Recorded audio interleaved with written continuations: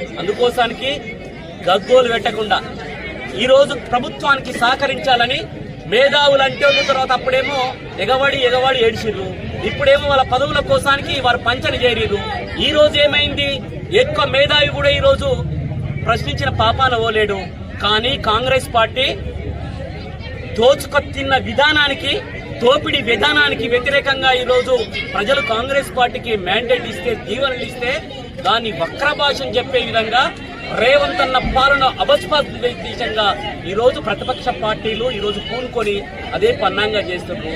మీకు తెలుసు ఇక్కడ ఉన్న పరిస్థితి కూడా ఈ పెద్దాయన లేకపోతే ఇక్కడ ఈ రోజు సుర్రా బుర్రా వచ్చిన తర్వాత మా సీఎం ఇచ్చిన పథకాలను కూడా ఈ రోజు వారి చేతుల దారిచ్చి ఈ రోజు మాట్లాడితే కూడా మీరు చూస్తున్నారు, మేము చూస్తున్నాం, ప్రజలు చూస్తున్నారు.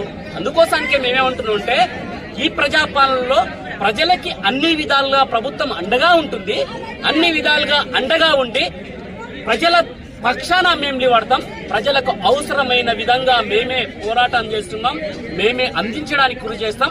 అవినీతి ఆస్కారం లేకుండా ప్రభుత్వం తరఫున మేముండి అధికారులకు చేదోడుగా వాదోడుగా ఉండాలని పత్రికా మిత్రులైనా సరే ఏదైతే తప్పుంటే తప్పని చెప్పండి.